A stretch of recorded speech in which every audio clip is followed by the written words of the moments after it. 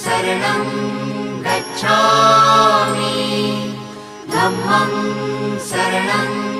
गच्छामि संघं शरणं गच्छामि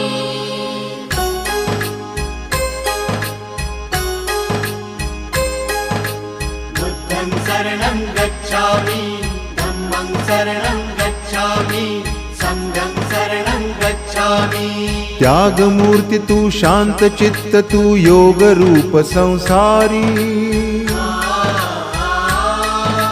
दया प्रेम अन मानवतेचे प्रतीक तुझी ईश्वरी